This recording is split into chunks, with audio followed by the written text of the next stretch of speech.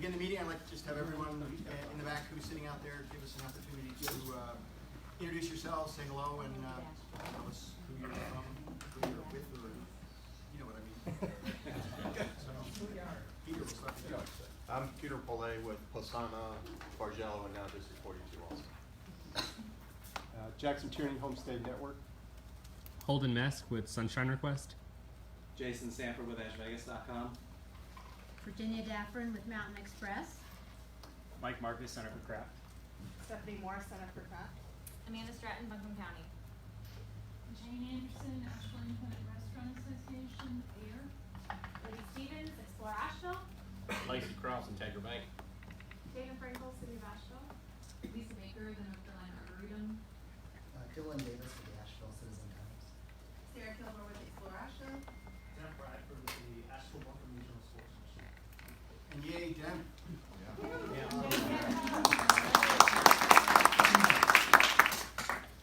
Okay, thanks so much for everyone taking time out of the day to come here. I want to start off with approval of the meeting minutes from last month. Motion for approval. Motion to approve. Second. Those in favor? Aye. Any opposed? Thank you. Financial reports. On. So we'll start with the first page, the operating fund budget and actual. On this page, you'll see for the month of September, revenue totaled $1.8 million, and expenditures for the month totaled $503,648. 20% or 20.7% of the budgeted occupancy tax revenue has been collected for FY19, and 7.6% of budgeted expenditures have been spent at the end of September. Year-to-date revenues have exceeded expenditures by $2.4 million, and year-to-date occupancy tax revenue is up 11% over last year. So we'll move on to page 2 unless there's any questions. So on page 2, you'll see that the revenue we reported in September relates to sales in August. And August sales are up 14% from the same time last year. So I'll move on to page 3. This is the product development fund summary. And as you can see, $16.9 million is committed to projects, and $331,950 is allocated to administration. So this leaves a little over $5.8 million available in the fund. Okay, page 4 shows the balance sheet for each fund. So this just gives you a snapshot of the assets, liabilities, and fund balance for each of your funds. Okay, and the following pages, we have some comparative tables and charts of room sales data. So page 5 charts the room sales by month and gives you the comparative data from the prior year. You can see room sales are trending well above the prior year and the 3-year average. Okay, page 6 just provides you more of a breakout of the monthly room sales by category.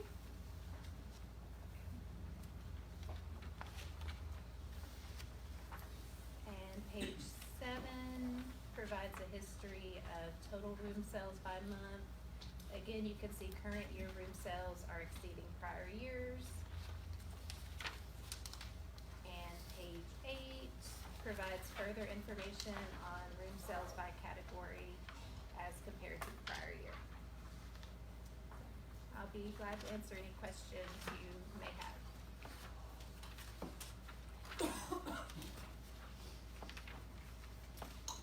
Thanks, Autumn. Sorry for not saying hello and welcoming you to our first meeting here. Thank you. Eric. The next item is more of a housekeeping matter. The TDA's annual financial audit is paired with the county's financial audit, and due to some issues that you're well aware of at the county level, that timeline for the audit completion has been extended now to January 31st.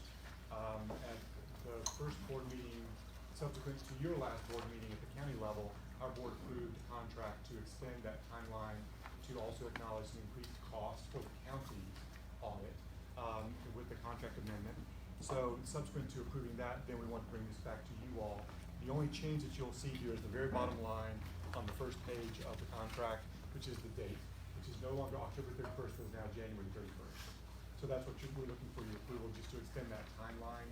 There's no other change to scope, no other change to cost, no other change to any activity related to the audit for the TDA. Okay. Anybody have any questions?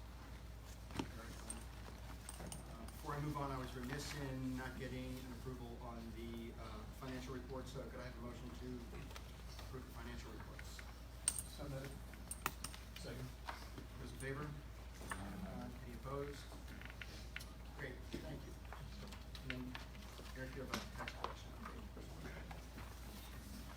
Eric and I had started a discussion about the county's pretty extensive support of lots of parts of our operation, and we had put this update on the agenda, but would like to defer that conversation until a further time when we can broaden it to encompass their support for our payroll and financial management systems and be a more holistic view of our relationship. So if that's all right with you, we'd like to bring that back to you in the future. Okay.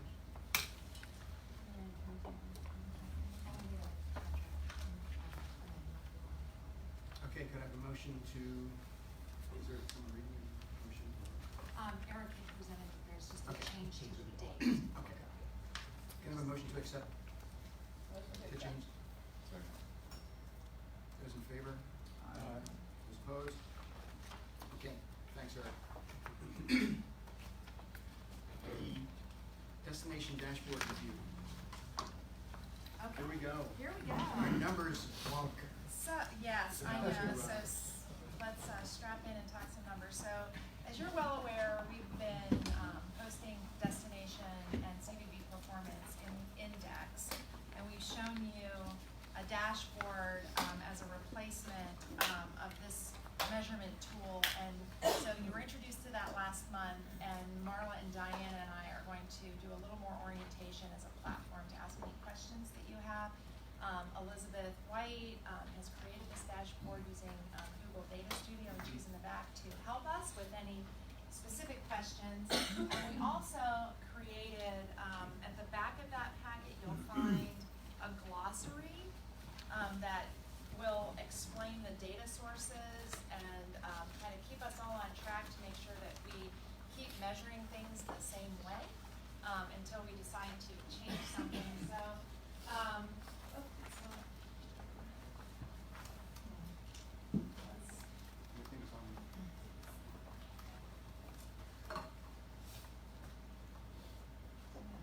Justine, you'll stay here, you can grab it. Okay, so the first box is the lodging and visitor overview. And so lodging sales are total lodging sales for all categories. And so that comes from the Buncombe County remittances for revenue and occupancy tax. So that includes hotels, motels, bed and breakfast, and short-term vacation rentals.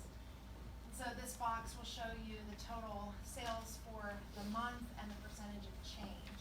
The occupancy rate is taken from Smith Travel Research and would only reflect hotel occupancy. I think you're all familiar with that tool.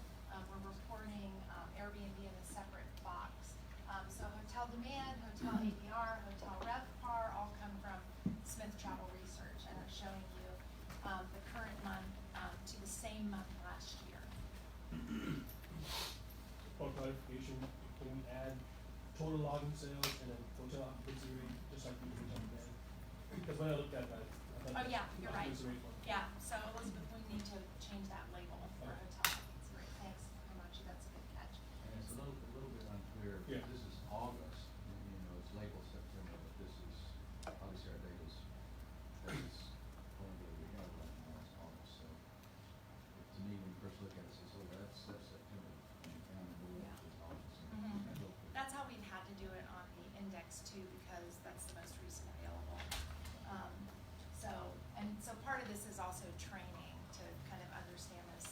subtleties, and then the glossary, because with the Google Data Studio, there's some limitations on how much space we can fit notes into the actual document. So first box is intended to be an index of overall destination performance.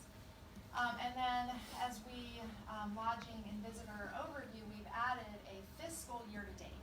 This is something that we were unable to accomplish before because the STAR report comes in rolling 12 months and calendar year to date, but Elizabeth's been able to program that data to calculate it on a fiscal year basis, and which is more relevant for our budgeting and performance.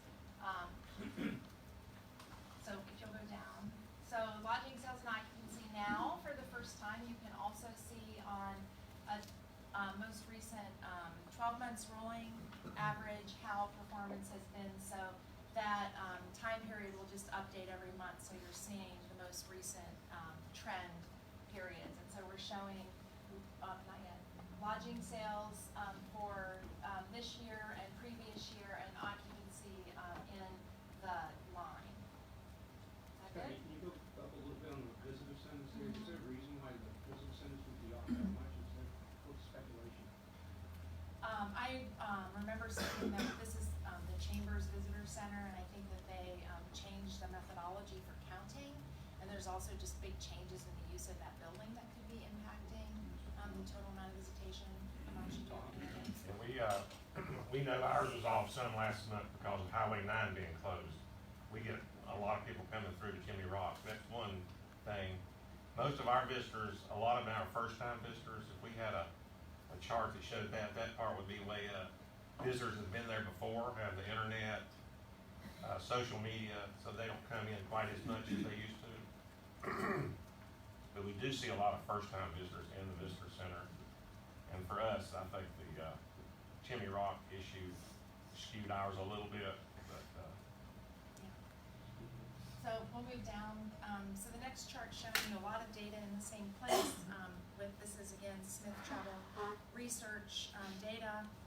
Moving down to AirDNA, I know you all are pretty familiar, but for those in the audience, hotel data comes from Smith Travel Research, which collects data from just about every hotel in America, and so it gives us a really good understanding and appreciation of the market performance from a hotel perspective.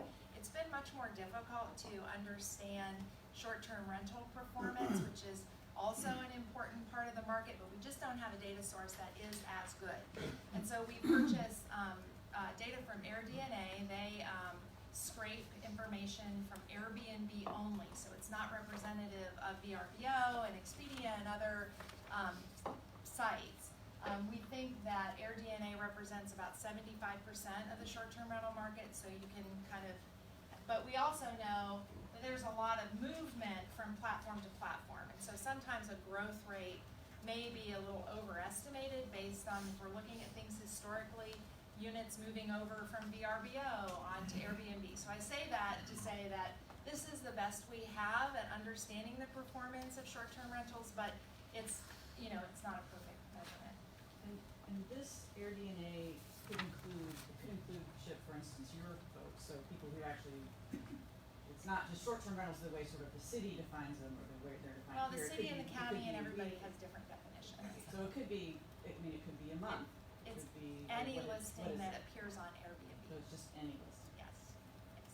And so we get that every month, and it's nice that Elizabeth's been able to present this visually, because we just get a raw spreadsheet that doesn't even have comparative statistics in it. Okay, moving down. Airport passengers, we thought it would be interesting to look at hotel demand and airport use in the same chart. And then we'll move down some more, and we've plotted visitor center and travel guide use. We're trying to represent everything that's been in the one-page index, moving over to this format and adding depth. Are there any questions on the destination performance? Is it possible to get AirDNA on concept? We have looked into that, and it's very expensive to purchase by month, and so we had done that analysis at the end of 2016. So my recommendation would be that we look at that on a fiscal year or a calendar year basis if the board is interested in it. They also don't provide any analysis. But we could look into that if the board is interested. Gary, what was the question? To get the air DNA reports from our comp set, competitive set, Charleston. Savannah. Yeah, and we're also working on programming a comp set analysis from STR, from Smith Travel Research, into a more visual format also. Okay, so that's destination. I'm going to turn it over to Stephanie? I'm sorry? What happened in May with the travel guide request? Travel guide requests are just pretty seasonal. I don't know if Marla has a better explanation.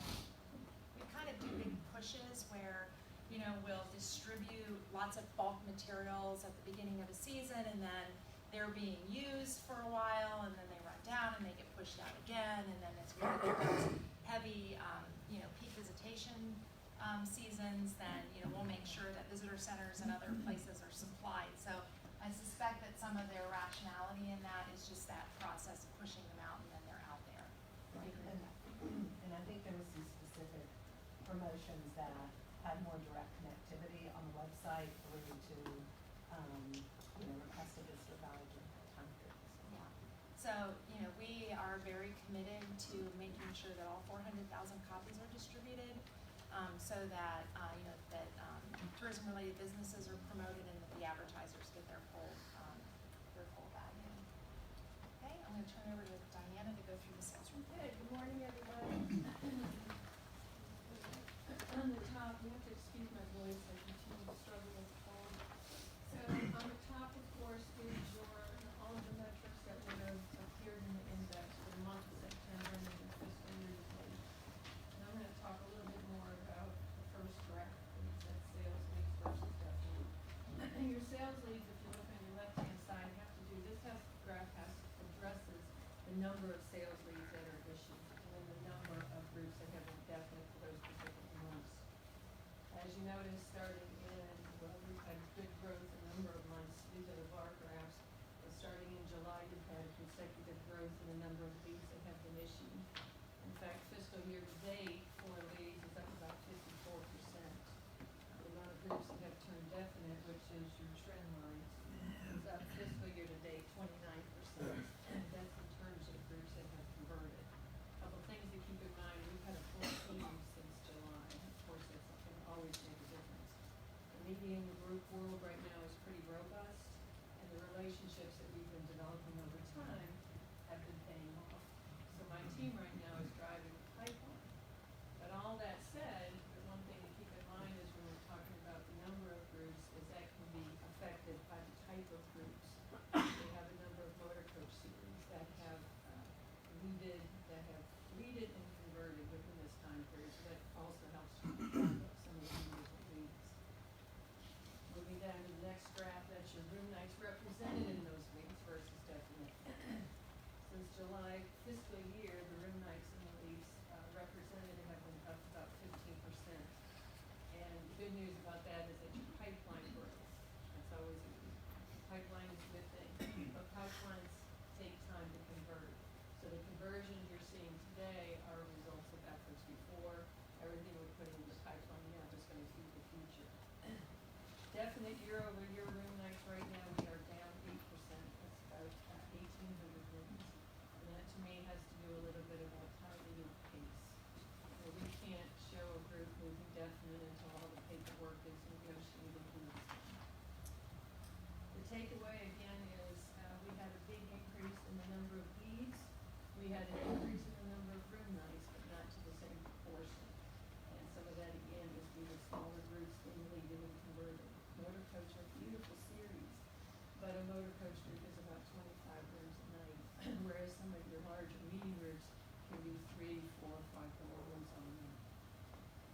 So taking that down a little bit further, this is your estimated versus actual. Now this is our only represented financial graph. So there are two separate things. Your estimated revenue is the revenue that we calculate based at the time the group goes definite. And that generally has to do with your room rates, times your contracted rooms, time plus your food and beverage, and plus your audio trend line, the gold trend line, is what was actually reported for that particular group when they actualized. So really, in this case, you can't overlay that and make a comparison The between lines those and two the groups. bars are kind of unrelated. They're showing Correct. two pieces of different financial Different performance information. that happen at the same time, but the groups are not the same. But the groups, what you can see on that trend line is as far as groups actualizing and revenue associated with that, and there is a seasonal nature to that, of course, and some of it too is really dependent. What we present to you is what is presented to us as far as reporting from our industry partners. And I will be very candid in saying that when it comes to certain types of groups, like your sports and your social, it's very hard to get realistic numbers from our industry partners because of the way people make reservations. We're not attempting to present economic impact of these numbers, just the value of the contract. Do you have the ability to track your leads by demographic or market segment? We can do sales area, market segment by salesperson and. It'd be interesting, is to see if there's smokers, increased travel or corporate, which of those ebb and flow. We track it by a series of where the group originates from, so we can go back to the market and look at what we're spending in the market. Are we getting the outcome we're looking for, and we can reach out.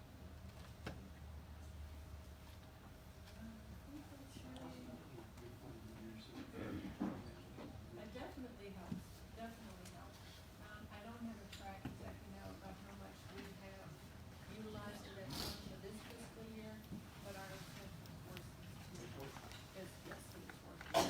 It's incredibly helpful, thank you so much. And if I need more of it. Other questions? Thank you.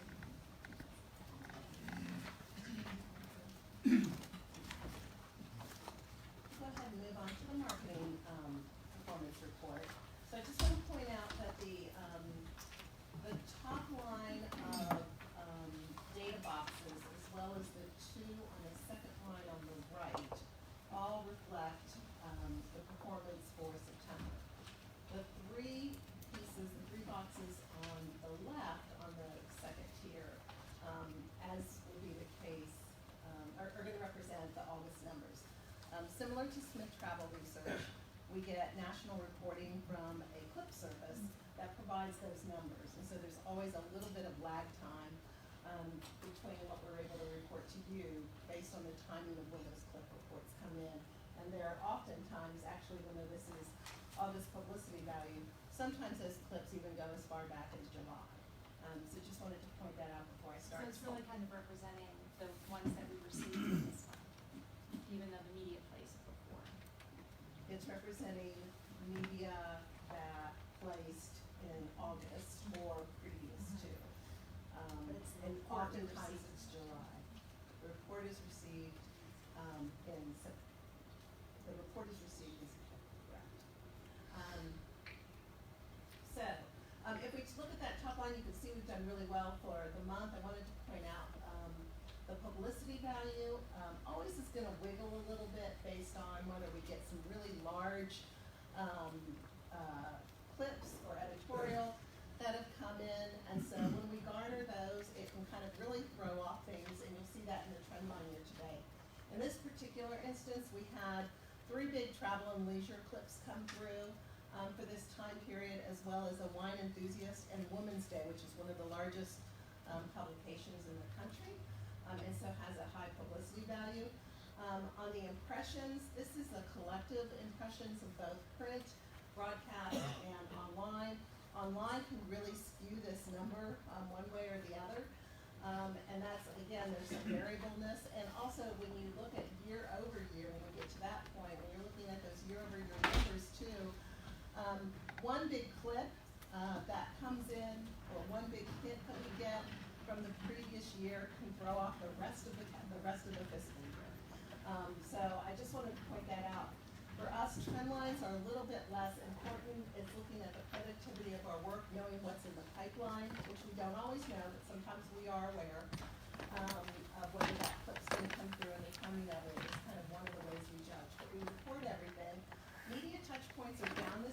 in part, because we paused the fall media tour that was scheduled for the end of September, and that was due to the hurricane, so, we did that a little bit later at the very, beginning of October, and so those touch points will be reflected in the next month's, report. And that also has a little bit of effect on, some of the significant placements as well. Excuse me, because we do a lot of television during that media tour, and those will show up in the significant placements. Website, if you wanna continue to move down, website, we're doing well. August and September are up, that's also reflective of a pretty significant campaign, in the market during that time period. And I also wanted to let you know that we launched our Google partnership, this month, and we've been doing some work around Google partnership, which is also helping boost our organic traffic, as well as are reflected in those August and September numbers. We've been doing, little, posts that we can put in the knowledge panel, which helps with click-through to the website. You may recall, some of you, that last year, when we went to earlier this year, we went through the strategic planning retreat, we recognized that not everyone is going to come to our website. There's a lot of information touch points out there for the customer as they make their journey, through visitation. And so, recognizing that, we launched the Google program, with the community, so that we were well reflected in the Google ecosphere. And one of those pieces that we've been able to do is put those posts in our knowledge panel. We did do a webinar with community partners, about 65 community partners, earlier this week, which I think was well received. Jim, I think, listened in on that. And so that was like a good starting point. We want to move through to the online reservations. That data, again, August and September, reflective of that money in the marketplace. And then, as I said, if you scroll forward, Justine, this is kind of a reflection of a six months of data, but again, we can't always necessarily look at a trend line for that. You can see here we're breaking out print and broadcast from online publicity, doing really well with print and broadcast, but one or two big online clips or online articles can kind of throw off the rest of the year. So be very careful about looking at trend lines in the PR. And as we've discussed before, the trend line in PR is more about the magnitude and the reach of it than the actual comparison, as we move along, because it's all. I wanted to share one last thing. We got news yesterday that we have won a gold and a silver Adrian Award through HSMAI, which is one of the leading hospitality organizations in the country. And so the gold award was for the Asheville Music Project, which we launched a couple of years ago. And the silver award was for the Steep Canyon Ranger Partnership Initiative. So we're really excited about that. Any questions?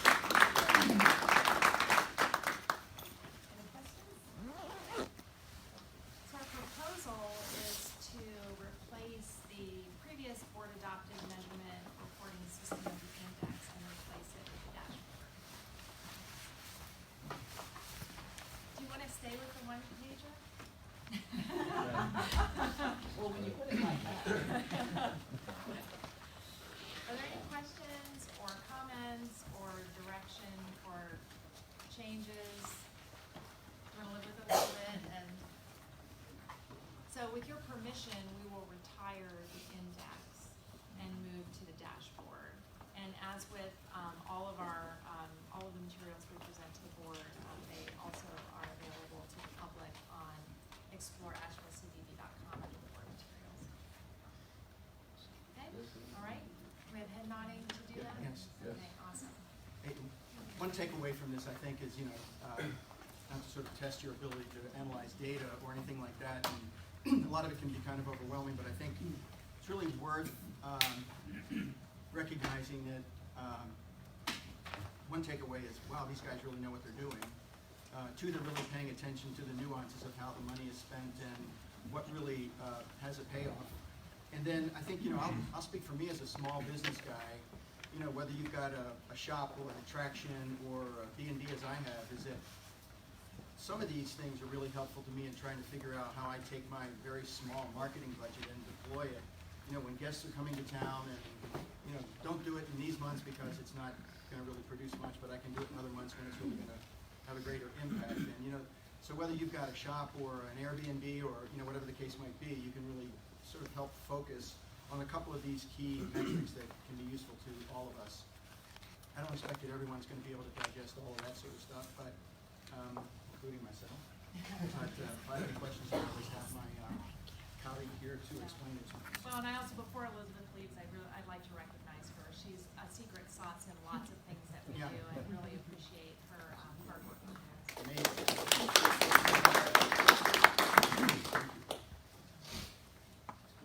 I can continue with the president's report. Great. I wanted to just highlight a couple of community-related activities that we've been engaged in. We've really had a wonderful time at the John Wilson Community Garden. The CDB team does 2 service days per year to contribute to a local nonprofit. This year we decided to help clean up the garden. It was really hard work, but very, very satisfying. You can see all of us who were able to participate. It's great to be out in Black Mountain and another part of the county. A lot of the food that's harvested is distributed to the community through a nonprofit called Bounty and Soul, who distributes free food through farmers markets. So we really enjoyed and appreciated the opportunity to do that. We also have supported the hotel initiative for Sweet Dreams Full Plates. I think everybody's familiar with the partnership with 35 local hotels to invite guests to forego cleaning services to contribute money to MANA, and this year they raised $42,500 in that part. Robert has really been the passion, one of the passionate people behind driving that forward. It's, I think, double what was raised last year. 40%, yeah. So this picture's from the kickoff event, and there was a celebration and recognition for the people who produced the most contributions. I had the pleasure of being featured in this very ambitious video. It's kind of like the opening of La La Land, but it really was. It was. And so that promotional video ran throughout the campaign, and I was very happy to be asked to represent our partners. Oh, we're showing the video. Oh, okay. All right, here we go. There's nothing like waking up in Asheville in the heart of the Blue Ridge Mountains. Your vacation can do more than create memories. It can fight hunger.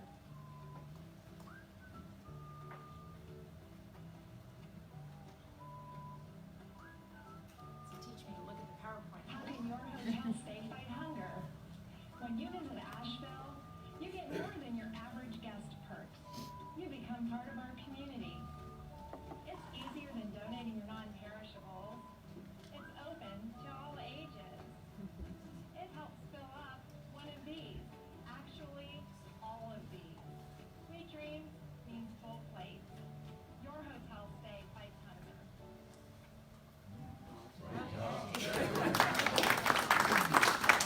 I'm forgetting Tom's last name. What's O'Neill?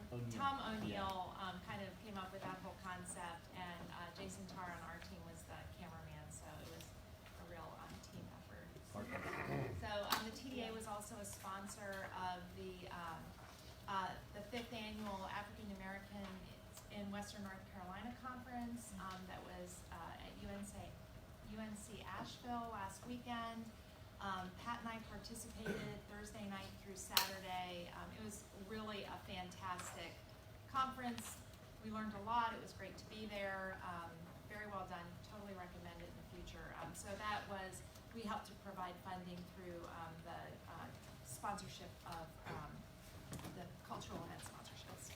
So any questions on those things? So that's continued to be a really good resource for us. As you know, we've provided $50,000 in festival event sponsorships, and then another $50,000 through the corporate piece. I am not going to have a lot of content, so I'm not planning to read you the recap, but I'm happy to answer any questions that you have about this month's activities. Hearing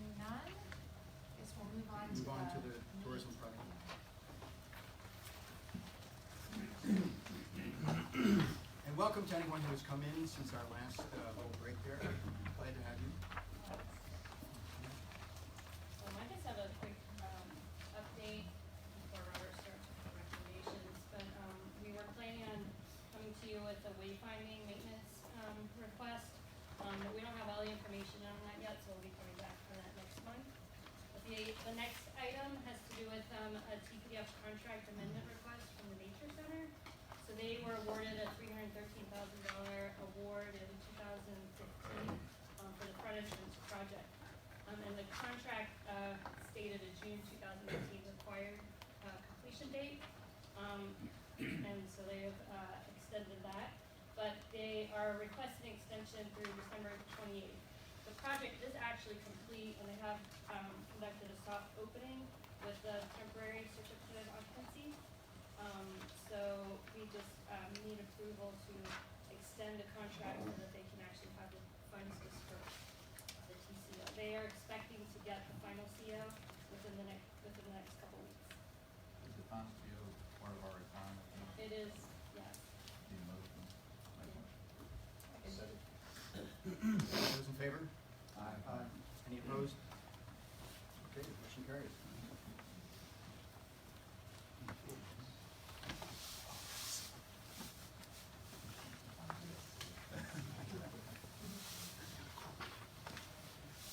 All right, so I get the honor of sharing some great news today.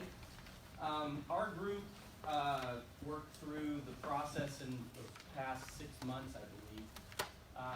And as always, 2 cycles, 5 meetings, tours of all the facilities. This group, the TPDF group, wish they were all here, I'd thank them. But there's a lot of work that goes into the process for the TPDF and for going through the funding cycle with all the groups that have submitted applications. So phase 1, we had 11 applications received for a total request of $12 million.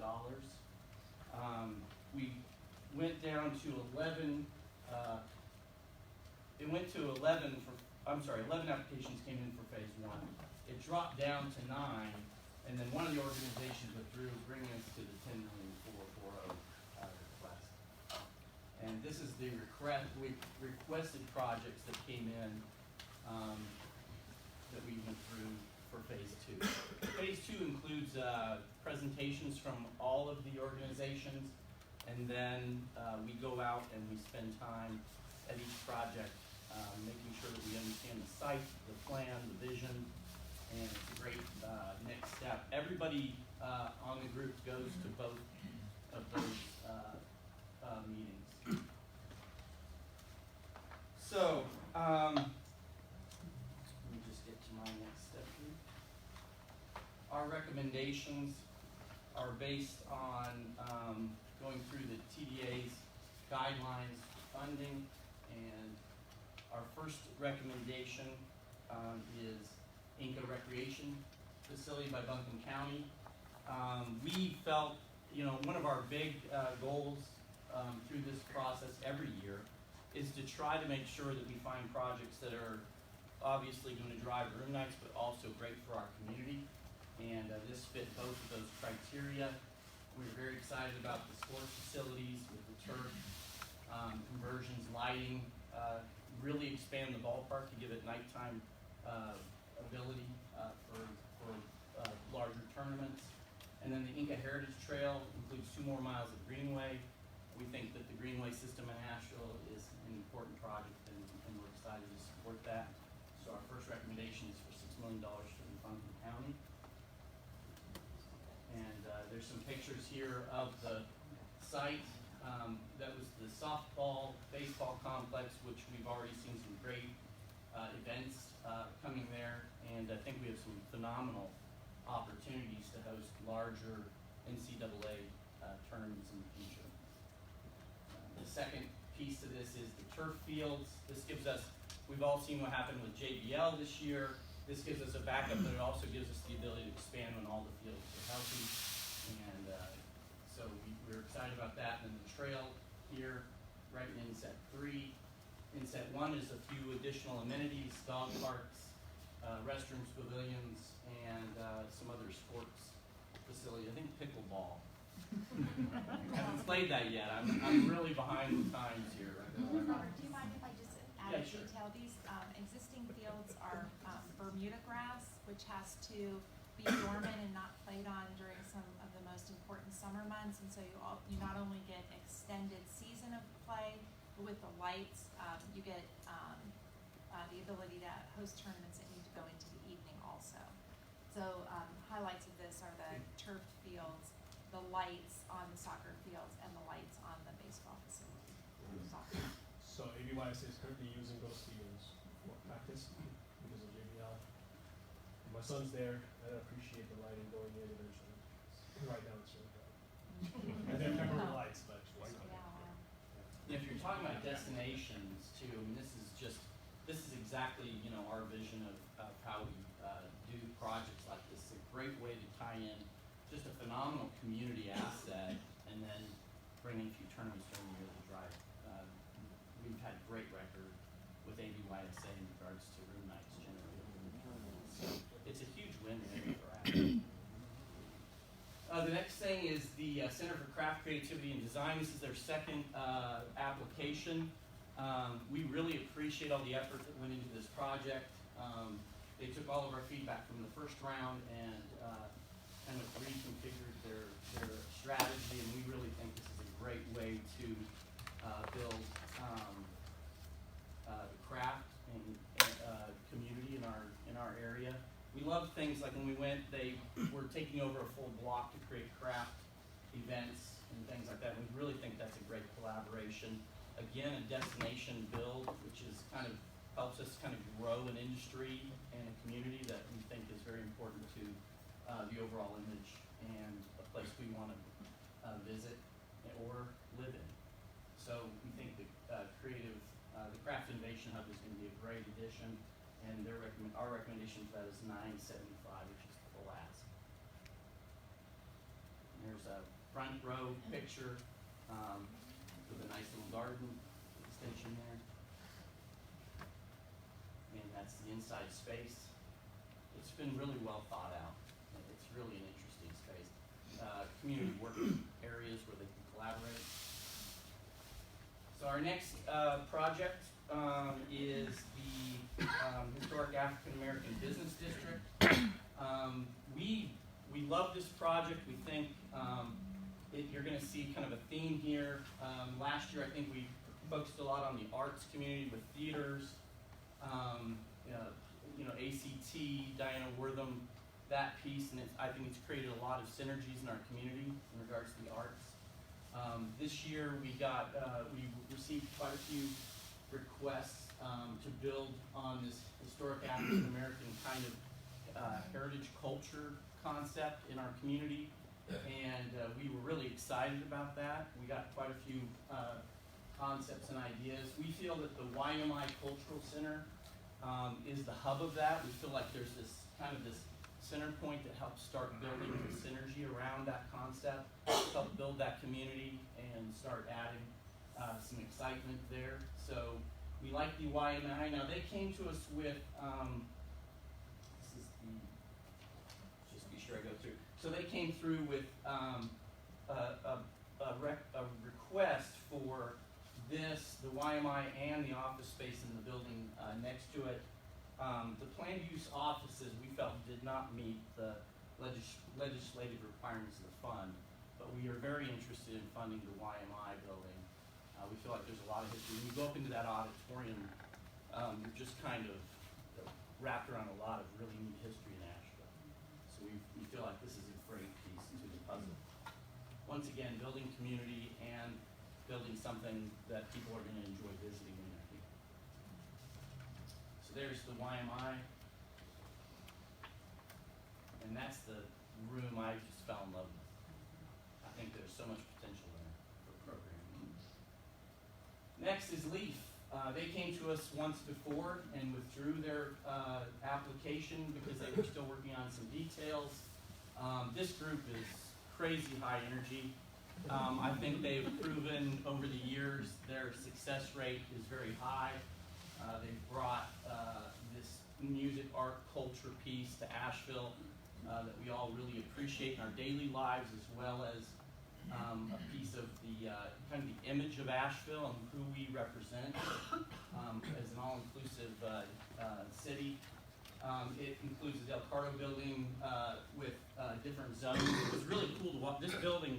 Right now, you got to go see it because it's basically gutted, this part of it, and they have this vision. I just can't believe walking into the building, you can see what they see. But they've proven over and over that's basically how they roll. And we're really excited about the police theaters, immersion room stages for performing, and I think it's going to be a great asset with connecting with UYMI as well. We could see them ending up with programming in that center as well. So right across the street. Our recommendation to them is $705,000, which is the full asset. There it is. Beautiful part of Eagle Street now. That area is transforming, and I think it's going to be something we can all be proud of. The NC Arboretum, they've become famous for their winter lights. That team has been great at expanding the Christmas light idea out into our community, and they've been a phenomenal piece of our culture and what makes the Blue Ridge Mountains so amazing. And it's one of those gems that not every community gets. They're going to be adding some lighting in the gardens, which allows them to program in the evening time, which expands their hours of operation. Adds parking to handle that new customer, as well as some bus parking that's greatly needed. If you've been out there and you've seen where buses park, it's a small little gravel circle, and we feel like this is going to add to our ability to kind of grow that Christmas light piece, but also evening time programming, and that's at $905,000. And there's Drake, which is the landscape design guy. He also manages the Arboretum day-to-day operations, and he's showing you kind of the difference. You start adding some light to the features. And doubles their capacity to handle multiple weddings. Right. Special events simultaneously, and extends their hours to be able to do that. And there's the garden lighting, the main parking, which is what they already have, expanding it, redesigning it, little things like pervious park paving and things like that go with their theme and their image. And then the blue is where they would be adding the expansion lot that can handle more visitors. The African American Heritage and Cultural District, we love this group as well. You're seeing a theme here. They had requested museum space at Stevens Lee Community Center. That was probably the most inspirational hour I spent on my tours, getting to meet that community and having them talk about their history there. That group is so proud of that school and what happened there. And if you've ever been there, if you go up into the gym area, you'll see all the signatures from all of the students and alumni over the years. It's just kind of it's an amazing place to go and understand the African American history in our community. It included the museum space, but then also the Heritage Trail piece.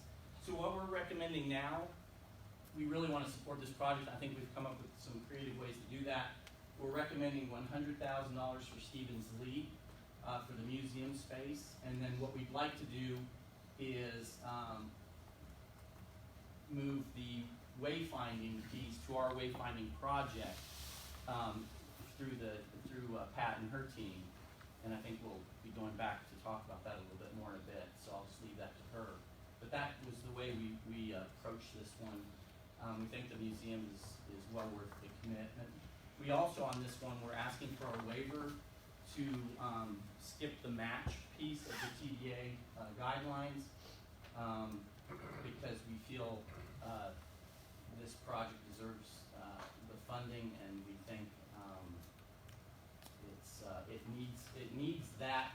I think it needs that dollar amount to do it right, and we really want to make that commitment to the project. Robert, just for the folks who are newer to the committee, in 2013, when we adopted the criteria and requirements as part of the TPF improvement study, the TDA also gave the TPDF committee the tool of being able to request a waiver to a requirement based on special circumstances. So in this case, the matching funding is not available from other sources, and the committee desires to support this project despite that limitation, and so they're recommending a waiver to that requirement. That whole system was set up to make it very transparent that a project was coming to not meeting a specific requirement that was handed down by the TDA. And what's the, What is the match? yeah, what is the match? We're providing all of the funding. No, I mean, what's the normal match? The normally require 50. 50.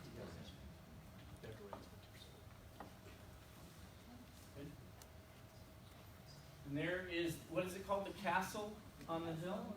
Is that right? That is what it was called. It's an amazing building, again, with a lot of history. And there's the entrance.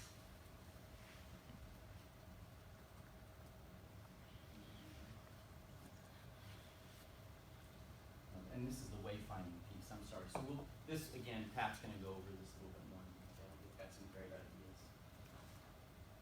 So here's the current balance. So how we got to our recommendation is we currently have $6,584,160 in our bank account through October, basically, based on tax calculations, less the wayfinding admin fee, which again I think Pat's going to be going through a bit here with the 185, plus projected revenues through the end of our fiscal year in June of 19.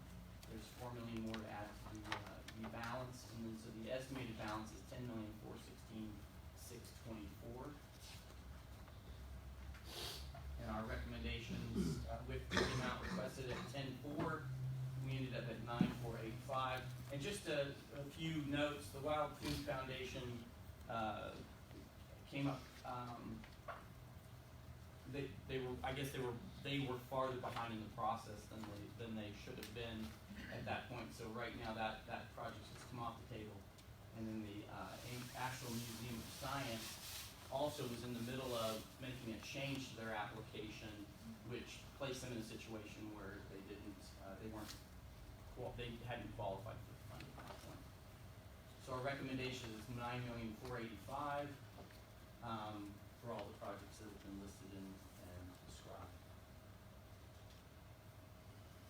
The next piece that we looked at, and TPDF, it's great because we're looking at projects that are in front of us, but we're also talking a lot about what we want to do moving forward, and I think there will be some detail to this, but the group is recommending that we assess projects for multi-year major works investment, and to do that, we feel like we would like to recommend suspending the grant cycle in 19 so that we can kind of stop, re-evaluate where we're at, and give us some time to kind of put that plan together with the help of a...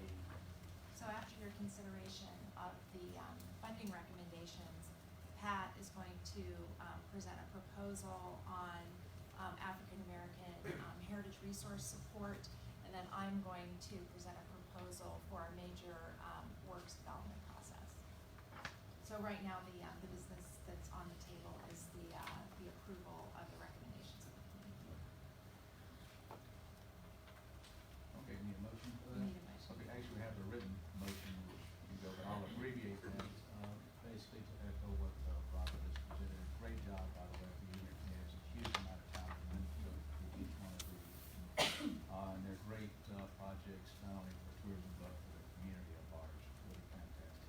But I'll make a motion that we approve $9.485 million in the 6 different projects that you went through, including $6 million for the recreation, $975 for the Center for Craft and Creativity and Design, $800,000 for the Lima Cultural Center improvements, $705,000 for the new Local Arts Center, $905,000 for the Arboretum Garden Lights, and $100,000 for the Stevens Community Center project. Second.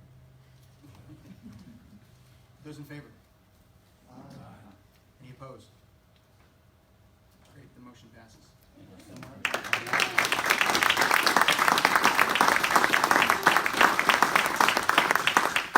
One thing that I think is really huge in this is that factors here. One is congratulations to the community for being so energetic in bringing forward and creating these kinds of projects on their own. I mean, it's just, you know, it really says a lot about what kind of what kind of a community we have here for people, you know, to put those personal efforts into that. And also for the TPDA committee and Robert, I mean, those guys visit these places, they act as consultants to these proposals, trying to help them refine the things that they're presenting to us. It's a combination of local business owners and bankers and people who have you know, very sophisticated kind of knowledge that will help them come up with better proposals. And they bounce it around back and forth several times to make sure that the proposals that come through are well thought out and, you know, help them improve the quality of what they bring to us. So I think it's a great synergy between us and the community kind of working together on these community projects. So it's kind of very reassuring about, you know, what the future, I think, for Asheville is. So. Jim, can I just say really quickly, thanks to the applicants and then also to the committee. I think this set of grants represents a real investment in equity in our city, and which is certainly an initiative of the city. And I'm just glad that it's that effort and that energy has expanded over here. This is going to be amazing, an amazing way to lift up that part of our history that still so many people don't know. Thank you. So I want to comment too before. I want to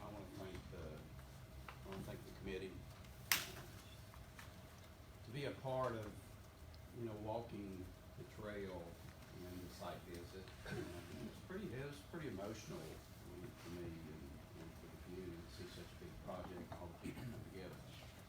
And I want to acknowledge a few of the people that are in the room that work really hard on it. I want to mention Garrett Arts. Garrett was, I guess 6 years ago we met. He was in charge of Connectinco, and we hooked up walking to school. I was walking grandson to school and walking the Humber Valley with this group.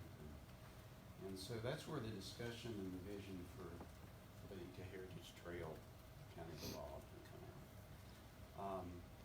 And I also want to acknowledge the team from Buncombe County, because we had requested before a couple of times and been turned down for some parts of the project. And what it turned out is that our vision was not accurate. Our vision needed to be improved, needed to be refined, we needed to bring more of the community in. So for a couple of years, they worked very hard on doing that. And Josh and the team here, there's several of them, and I just want you to stand up real quick. I'm just going to acknowledge that you're here, and I want to thank y'all for y'all's hard work and putting together something that does work for the community and also work for this fund, because the community assets there are amazing. If we had the time to go, but thank y'all for what y'all did. Also, I think Commissioner Presley is here. I'm not sure. Yeah. And it's Robert's district, and Robert has been behind the whole thing through the process, as well as Chairman Newman and other commissioners had supported it also. But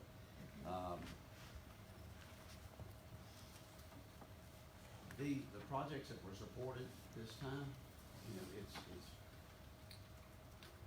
they're going to make dramatic impacts in the community, and I'm grateful for that. And you know, from a funding standpoint, you know, people understand that this money is paid by people outside of Buncombe County, and that's a big deal. And for, you know, the criticism that is received, to me, is not just. When you look at these projects and whether this fund benefits the community, I'm very grateful, and I appreciate it very much. If I've left anybody out, I'm sorry, but thank y'all for all those that worked very hard. And I've been remiss if I didn't mention all of people. Also, Martin Lewis and his team over there for the properties and all of those hard work over there. Thank y'all again.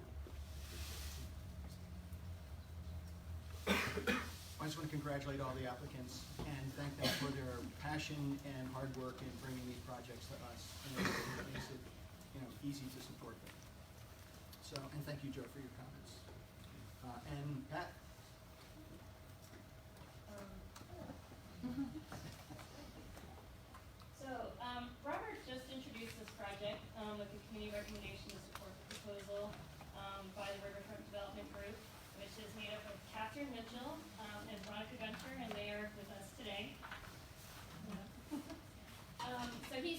about funding the museum at the Stevens Recreation Center. But now I'm going to talk to you about staff's proposal for supporting the Heritage Trail. But before I get into the details of what we're proposing, I just wanted to share a little background in case you're not familiar with the history of Stevens Lee. So this is the Stevens Lee Recreation Center today. It's a well-utilized community center operated by the city of Asheville.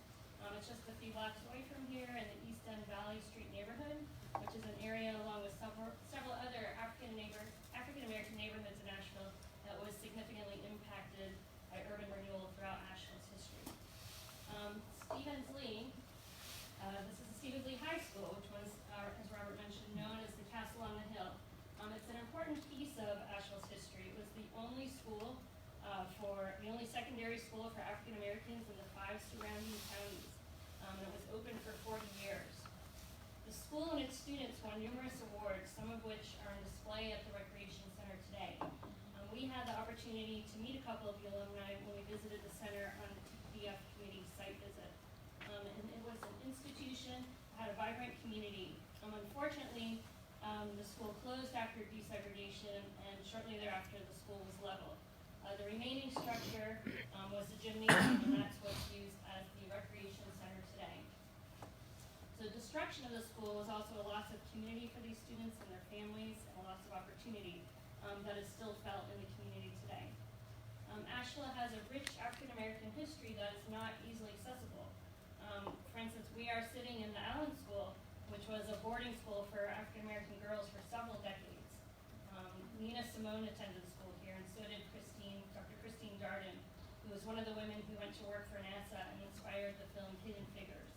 The Stevens Lee Alumni Association recently worked with Martin Lewis, who owns the buildings, to install a marker right out front here. So staff has been endeavoring to learn and document cultural and historical stories in a way that reflects the entire community. And it is important that we identify these stories and work collaboratively to share them with the larger community. We see this project as a unique opportunity to work towards these goals. So, an overview of our proposal. What we're proposing is to utilize staff resources and funding to support the development of the Heritage Trail, which would include everything from content development and design of the trail markers, to creating a website, to share these assets online, and also the fabrication and installation of the trail. We envision developing a process and being the conveners of an advisory group consisting of our neighborhood associations, community stakeholders, and also our municipal partners. The outcome of which we work towards seeing the completion of the Heritage Trail as it was proposed by Catherine and Veronica in the TPDF proposal. Their vision included approximately 19 interpretive markers and 4 entry points to the district that celebrate the cultural, historical, and architectural treasures in a walkable and historic district. The project would also include a digital version of the trail hosted on exploreasheville.com, which would include audio interviews with different members of the community who can share these stories directly. So why is this an appropriate project for the TDA? For starters, we're responding to requests from within the community. We just told you about the TPD applicants in this cycle with African American heritage focused projects. And we've also had the pleasure of getting to know and work with Dwayne Barton, who owns and operates Good Huggers Tours. If you haven't had a chance to go on one of his tours, I highly recommend it. He's been doing a lot of work in the community to preserve and share stories through his tours, and has worked with CVB staff on a number of efforts, and also hosted media and travel writers. Another woman in the community, Andrea Clark, has approached us about the possibility of working together and archiving the history. Ms. Clark is a photographer that has a rich collection of photos of the East End community, which have been on exhibit at UNCA in the recent history.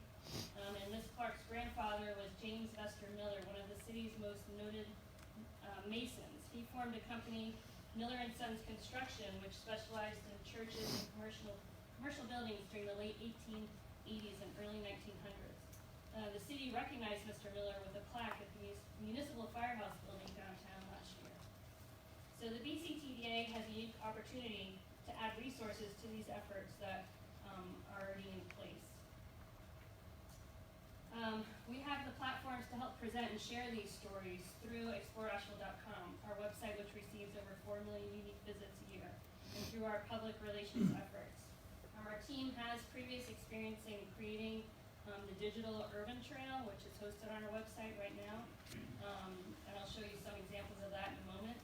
And we also have previous experience in convening partners in the community for different efforts. Some examples are recent efforts in developing the Foodtopia initiative, which showcases chefs and restaurants and farmers in the community. We also worked on the music initiative, where we developed a music advisory committee to learn about our area's amazing music scene and then develop the assets to promote that. And earlier this year, we helped to convene the area's glass artists and arts organizations and developed a custom website, summerglass.com, which helped connect the public, both locals and visitors, with the glass-related arts offerings that were available when Biltmore hosted the Jubilee exhibit. I just think that we've, each of the projects that we've initiated have had their own nuances, and we've been very appreciative of the collaboration with community stakeholders who have helped direct and shape those efforts in a way that has been very meaningful, not only from a visitor perspective, but ultimately for the community as well. And as I mentioned earlier, the Asheville Music Project just won an award, so I think, we have some expertise and real good human assets on my team that can, write and program and shape content and record and do videos in a way that will be very meaningful to the project. So the trail assets can also be incorporated into our wayfinding program, which we think is crucial. The TDA developed and funded the wayfinding signage program, which currently includes over 300 directional signs, pedestrian signs, and kiosks throughout the county. And the CVB staff manages the maintenance of the system each year. We've learned through the years that maintenance is crucial to this program, as there can be many issues with wear and tear due to weather and outdoor conditions, as well as material lifespans and also graffiti and theft. So incorporating the heritage trail markers into the wayfinding program ensures the long-term maintenance.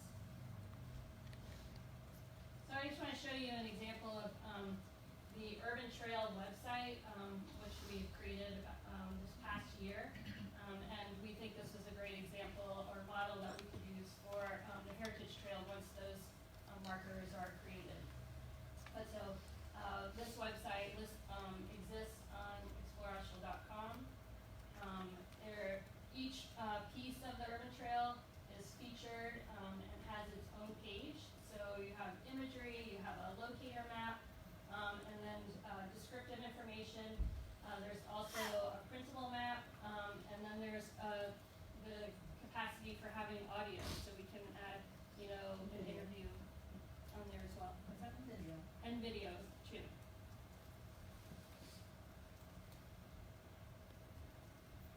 So staff proposes working with the applicant as the lead advisory group. So that's Catherine Mitchell and Veronica. And that they have begun the important work of building relationships with various stakeholder people and organizations, a few of which are listed here. We know that many have already accomplished much in the way of collecting and presenting these stories. So we would like to build on this effort with the primary goal of creating an inclusive project. These are some assets from their application, but this is a concept of what the trail, where the trail would be located. And these are some conceptual drawings of what the markers may look like and where they, how people would be interacting with them. Catherine and Veronica have already done so much work in developing the concept and marker sites, and have presented a very workable conceptual foundation for this project. So that's all I have to present to you today. Do you have any questions? What's the timeline for this? If it moves forward? I think that this is gonna be a community-driven process, where we'll convene and bring the resources that are necessary to see it to fruition, but I don't think we could, I guess my short answer would be faster than it would get done otherwise, by being able to provide some structure and some other financial resources. But I think it's important that it be a community-driven process.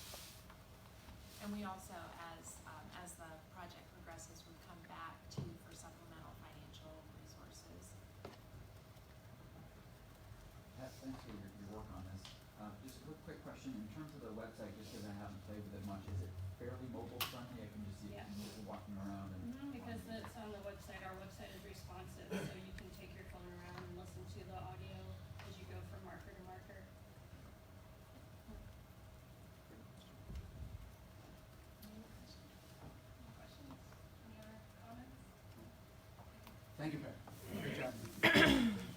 Really exciting Yeah, stuff. let's formalize your support for this. Anybody like to make a motion to accept this proposal and move forward? I'll make a motion. Accept the proposal. I'll second. Those in favor? Any opposed? How exciting. Well, so Gary just asked what is the cost of the project? And so the Stevens Lee Museum is supported through a grant that would be dispersed to the applicant in the amount of $100,000. The proposal that Pat presented is for supplemental work for the web platform and then to engage in the design process for the trail system. And so once that work is done, it would be scoped and a cost would be identified and it would come back to you for approval. We don't anticipate that that would happen in this fiscal year. But it would be also funded through the TPDF portion of the occupancy tax. The trail would, the content and the website development would be an operational expense that's funded through our marketing resources. And some of that could start this year. Yes, and so the process and the content will start this year, but we wouldn't anticipate that the installation of the hardscape system would be until next year. This is the first project of its kind. I don't know if we could say that. I think it represents a lot of forward momentum.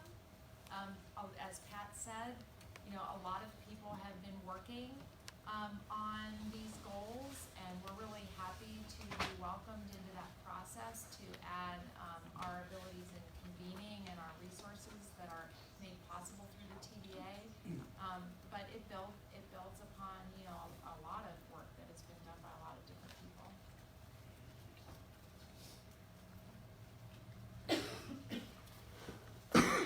So, the ball's back in your court. Okay.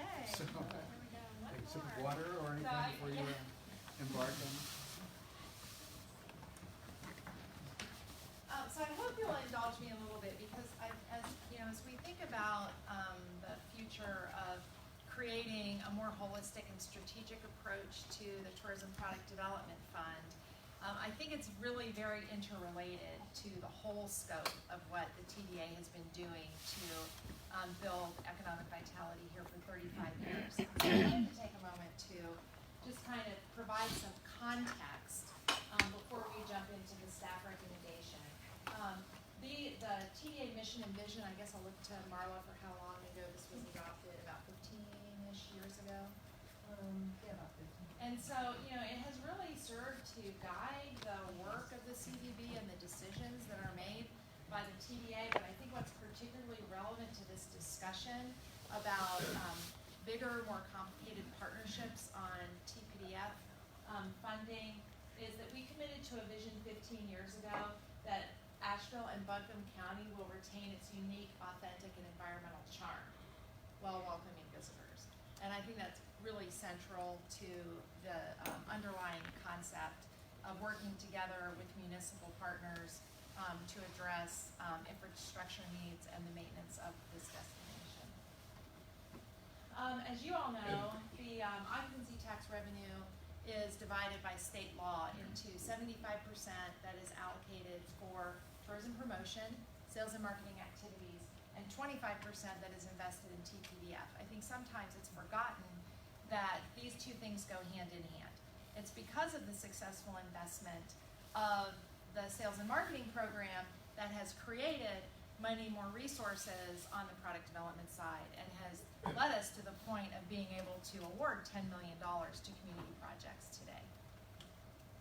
every dollar that's invested in paid advertising that you have so carefully guided generates $43 in visitor spending in our local businesses within a few months. It's a very efficient way of driving economic vitality for our local businesses. And $3.92 is created by that $1 that comes back to the community in sales tax, $3 in sales tax and 92 cents in occupancy tax, creating a sustainable source of investment that quickly and efficiently generates spending. In total, and we kind of forget sometimes that in 1983, when this system was developed, visitor spending was less than $200 million a year. And through the careful investment in these resources, in 2017, visitors spent $2 billion in this community that stayed with our local businesses, and that supported 27,000 jobs. It also generated $368 million in tax revenue, including about $200 million that was received by the county and the city. And that provides about $1,950 of tax relief on average per household in the community.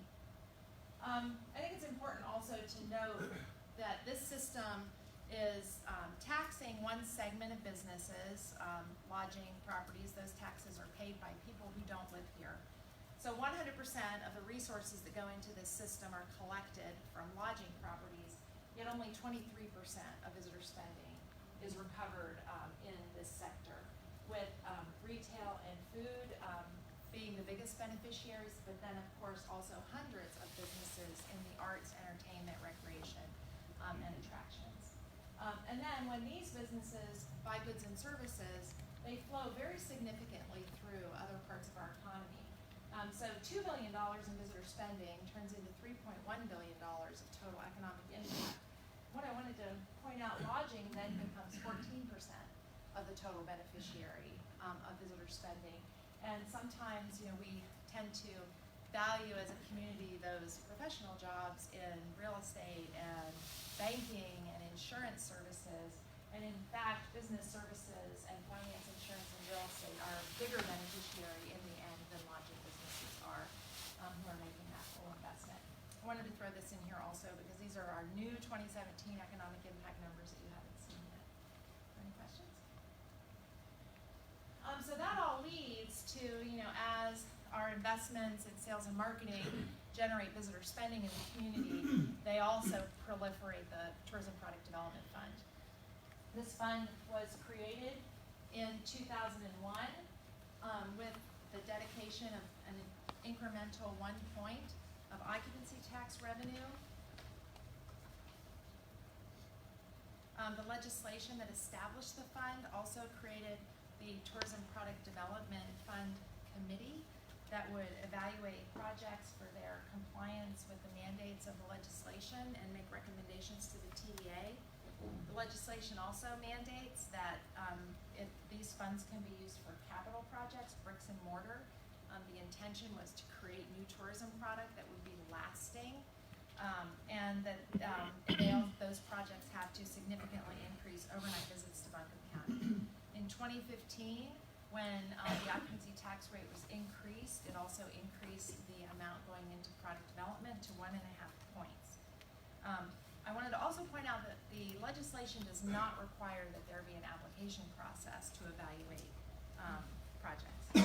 In 2013, the TDA invested pretty significantly in an improvement study to add clarity and enhance the transparency to applicants of what the guidelines for funding would be.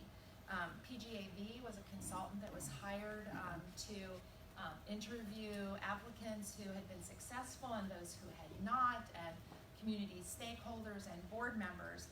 And the result was the implementation of a 2-phase application process and the development of a weighted scorecard and other tools like a room night calculator.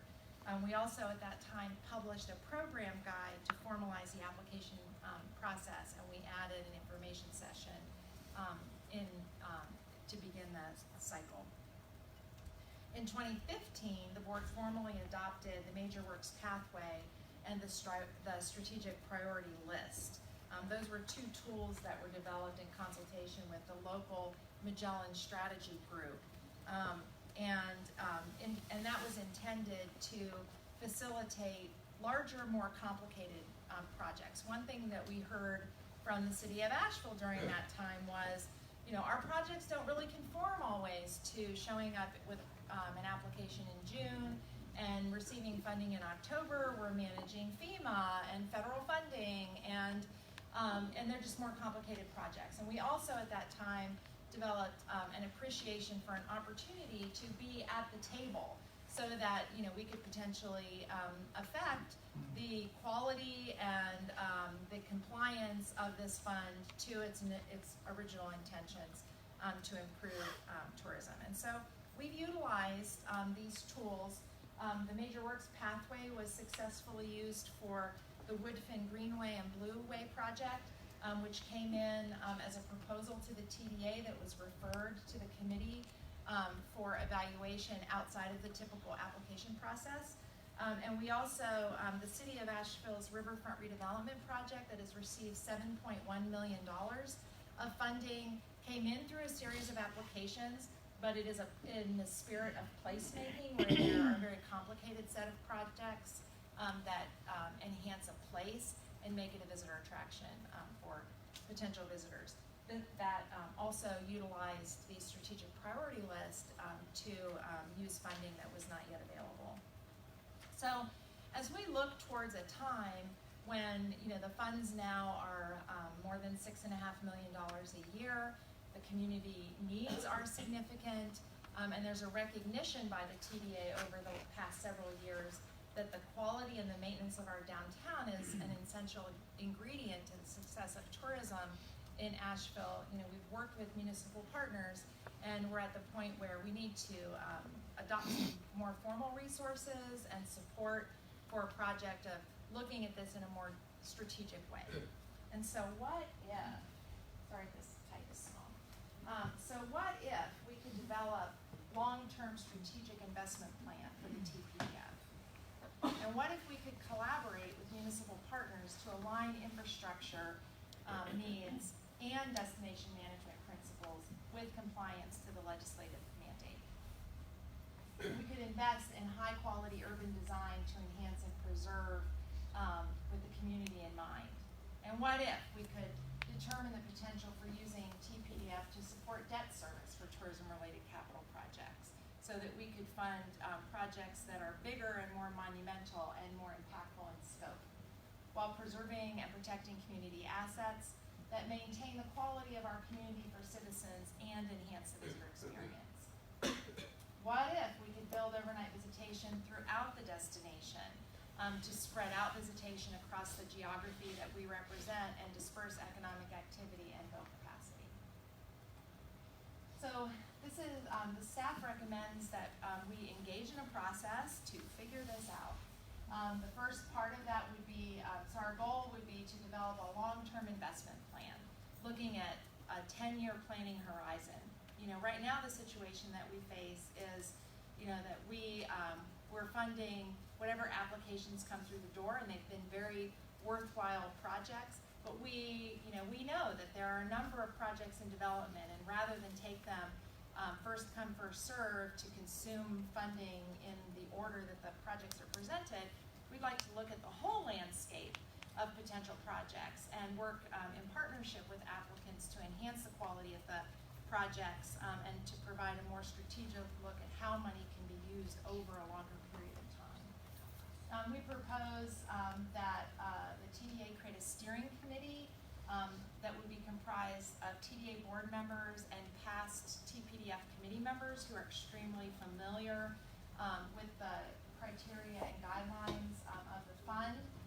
The TPDF committee would evaluate the proposals based on the established requirements and criteria and continue to make recommendations to the TDA as required by law.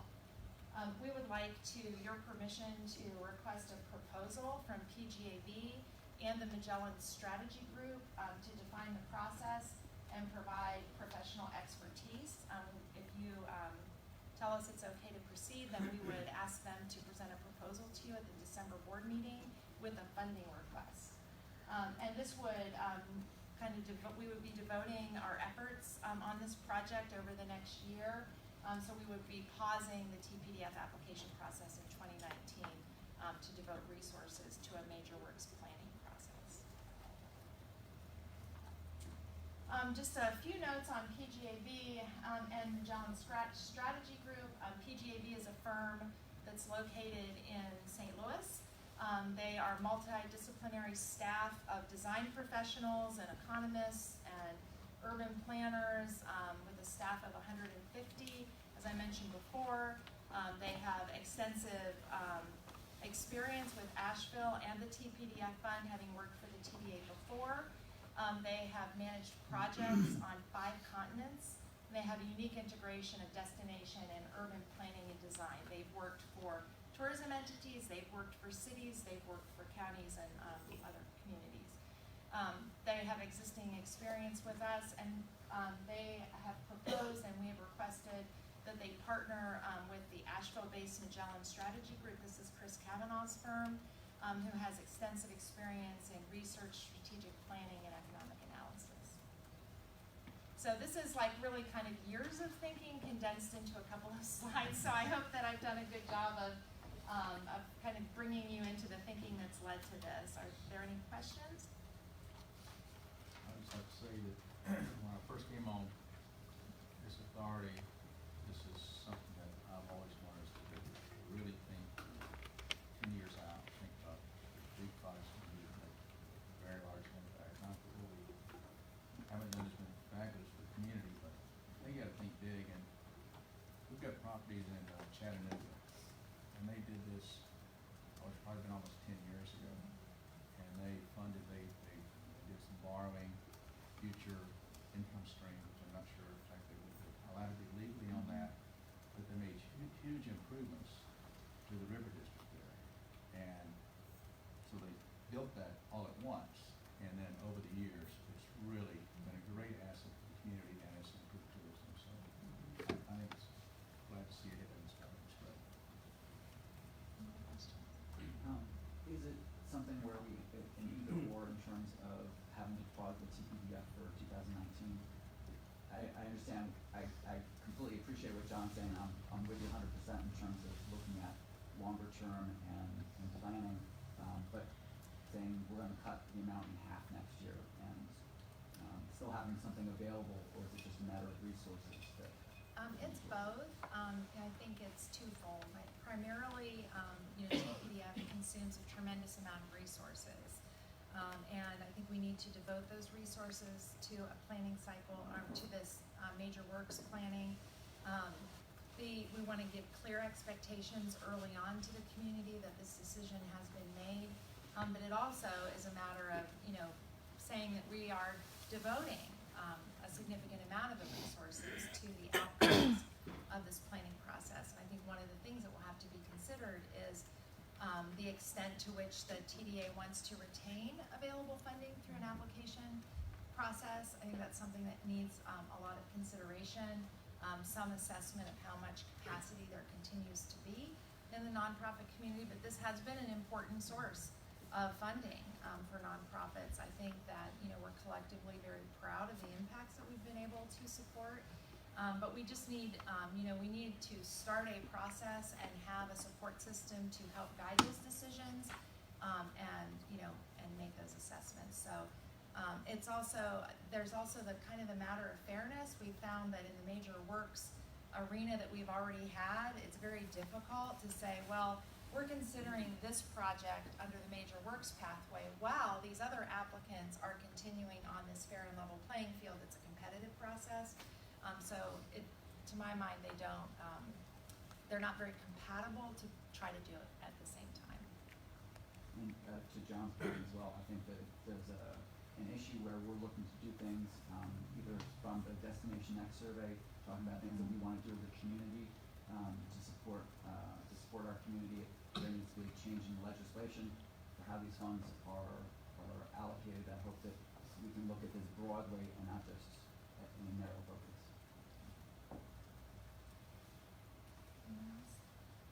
What's the time frame of the whole process? Well, Do you know at this point? that's why we would like to, again, when you're convening a variety of partners, you can't always be in the driver's seat on the timeline. And that's why my proposal is to ask PGAB to, really do some substantive work on a timeline and a plan. We've already, you had approved a smaller scale contract with them to assist us in facilitating conversations with city staff, and that's been very fruitful.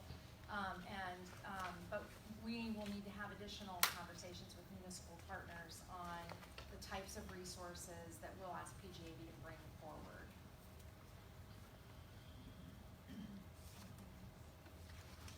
So I'm really excited about the potential. I think this realizes the vision of TPDF that, Marla and others, were as kind of founders of that program. Now that the money is very significant, we can work in more collaborative ways to help shape projects so that they can both address infrastructure needs of the community, but also conform to the ideals of the fund, which are to support the destination. And we also have to recognize that we need a management strategy to deal with the impacts of tourism in a way that is fair and equitable and also sustainable. Just for my part, I'll say I appreciate you putting this together and the proposal that's on the table. I think it's the thing that we need to address a lot of the concerns that we've heard and seen. And I guess my only question, not for discussion today, but I would be interested to talk to you about sort of your thoughts on the role that Joe and I would play on the steering committee, not on the steering committee. So just, we can talk about that later. But yeah. And and there are municipal partners that we want to collaborate with, but we don't want to exclude other projects that will qualify under the Major Works banner that would also be part of this. The board has heard a proposal for a sports complex in another part of the county. So we think there's an opportunity to really identify projects in each of the geographic areas of Buncombe County that help to disperse visitors and give us an ability to continue to grow visitation while also managing some of the impacts that happen in the core. Stephanie, can I add something too?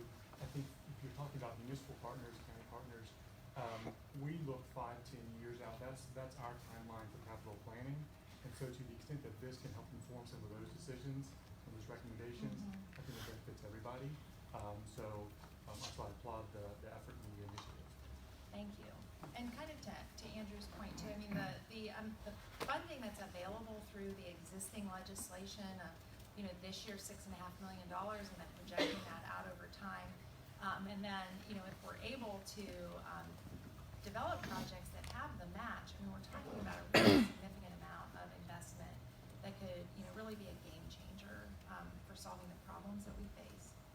I think that's great, and I just want to, as I look at the list of projects that we've supported in the past and we've supported this cycle, there's a lot of local nonprofits that have benefited from this that are not major works or not municipal partners. And while I understand the needs and the balance, I think we need to be careful, and we're very well aware that a lot of local nonprofits depend, when they do projects like this that help tourism, that we keep them in the forefront as well when we do this planning process. That, even $100,000, $200,000 investment in a small project will generate a lot more return. I think that's one of the essential questions that we need to answer, whether how much is reserved for an application-based process, whether we go to every 2 years so the funding is significant in each cycle. Those are all things that I think the steering committee will really need to think through. I envision that the steering committee is the TDA's representative in this process, and that PGAB would convene partners at the same table as the steering committee. But there are a number of issues that the steering committee needs to understand and research on, financial tools and, a whole host of other issues. I think it's terrific that the types of projects that can kind of align the resources that TDA has and be great for community and tourism, for city and county, like it just can bring a lot of things together that they don't come up annually. They're part of a much bigger vision, so I think this is really exciting. Okay, thank you for bearing with me. I think there's a lot of excitement because we've got so much community involvement. We've got the resources to address some of these issues, and I would just say, like, we know that the amount of growth that we've had, brings its own challenges with it, and that's we're really trying to be creative in trying to address those. And I mean, I just want to create a little historic perspective because it was only last month, 10 years ago, that Lehman Brothers failed, and we had this big financial crisis, and there was a lot of this city suffered pretty dramatically with businesses closing and banks closing and real estate development going down, and the trades people didn't have jobs and that sort of thing. So I mean, I think the growth that we've had over this amount of time is really exciting, and now we need to just look at a way to address the challenges that come with all the success. So we're excited about that, and I think we're trying to be creative in our approach to it. So. We have a motion to accept the staff recommendations to proceed. So, Those in favor? Aye. Anyone opposed? Yahoo! Let's go forward.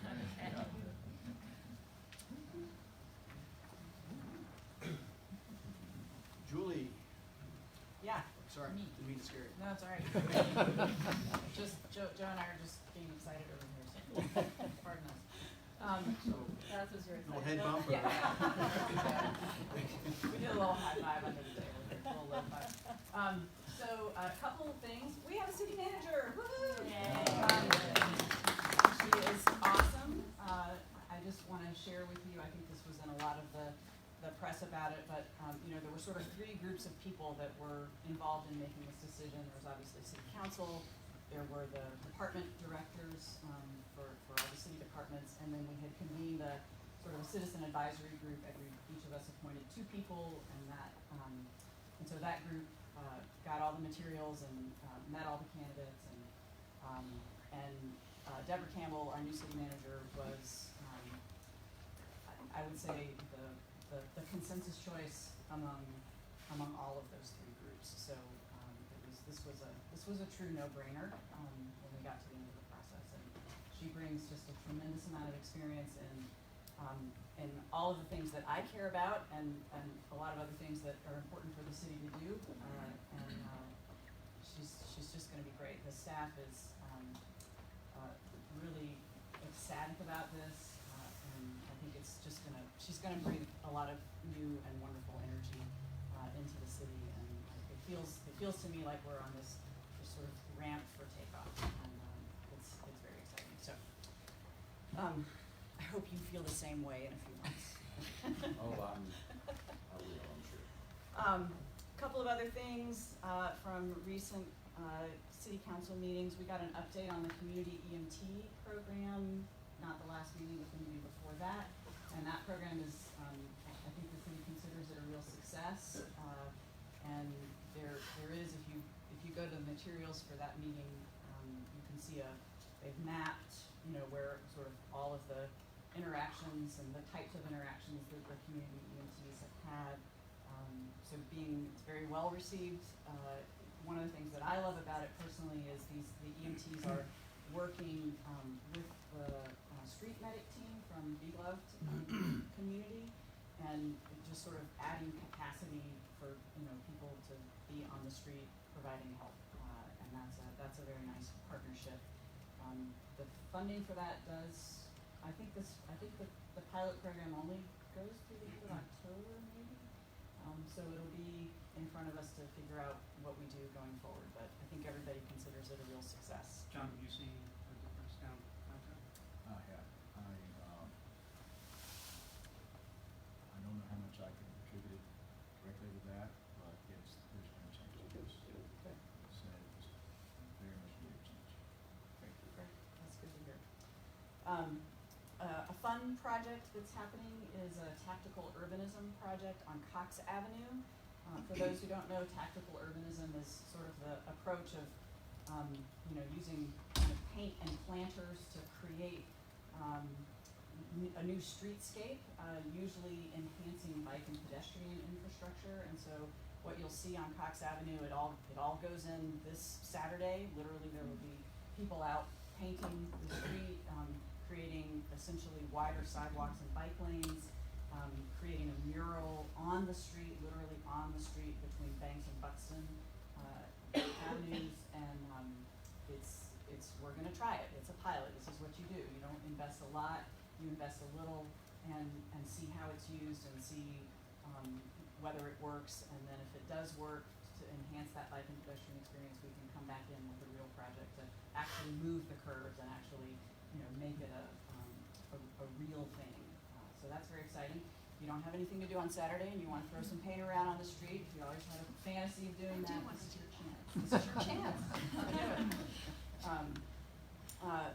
We also created, again, maybe this was, anyway, in the last month, a new effort around affordable housing. So the city is partnering with the Federal Home Loan Bank to create a fund, a $400,000 fund for down payment assistance for what are called community heroes. So these are police, firefighters, other first responders, and public school teachers who are making between 80% and 120% of area median income.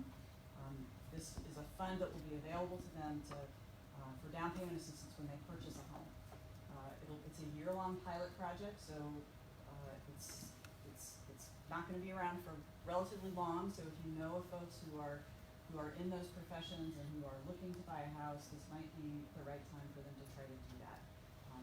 The city is also looking at creating another down payment assistance policy with the $1 million from our bond funds that we set aside for that purpose.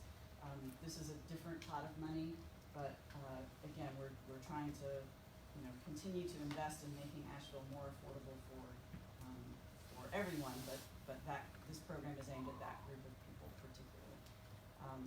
And then, so that's all the good news. I have to, I think I just have to acknowledge sort of what happened at our last council meeting around the proposed hotel on Biltmore Avenue. I haven't, this is what I'm about to say just sort of comes straight from the meeting and what happened, if folks don't know. So that hotel was voted down despite a commitment to put $500,000 in the Housing Trust Fund and $125,000 toward building the playground at Lee Walker Heights, and a commitment to work with the Housing Authority and Mountain Housing Opportunities to use that hotel as a job training center for folks from Lee Walker and other Housing Authority projects. In my view, that was an enormous public benefit that sort of deserved approval, but that's not what happened. So, and the comments that came during that discussion say to me that council really has reached a point on hotels, at least in and around the downtown area, where I just think it's going to be very hard for anything to get through right now, and that's just where we are. So there's been some discussion about a work session on hotels. I mean, that's just been thrown out. There's been no real discussion about that. I don't even know what that would look like or what that means, but I think it's fair to say that particularly with regard to downtown hotels, we've entered a place where it's going to be, I don't see a majority on council to approve any new hotels downtown. I'll just say that. So that's for now. I don't know where that goes, but that's where we are. Thank you, Julie. They pulled the application before. I'm sorry, they did pull the application. You're exactly right. They did pull the application. We didn't vote it down. That's right. There was not enough support for it, and that became clear. So they didn't vote it. You're right. So it can always come back. Good correction. Joseph. Okay, a few things going on in the county. Again, I'm still kind of reeling from the good news of the grant, and we appreciate it very much. It's a big deal for the county, a big deal for the citizens, and we've been working, the whole team's been working really hard now for a while. So now we can take a break and move on to some of the things that we were working on. We did formally extend an offer and hire David Warren. Get the first name right? Don, I knew I'd get it wrong. Donald Warren. He's a great guy. He'd have some quick, coming to me off of that, but,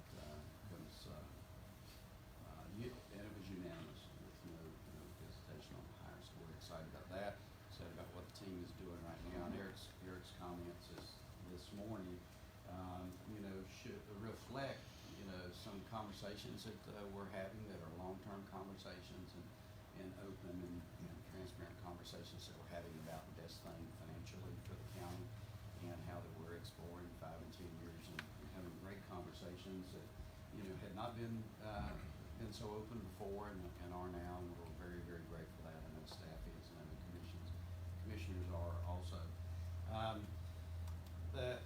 Recently we approved, it's going to come from the School Capital Commission, but a study to assess all of our schools and from an access of 911 and installing repeaters on schools that need them, so that when first responders go to a school or have, if there's any kind of need there, that they can actually be communicated with inside schools. We have that issue. That is a city and county. We have approved up to $2 million. I think that's right. Up to $2 million to be able to make sure that all of our schools have that ability in the entire county, which is very good. Should be done and will be. Last night we had a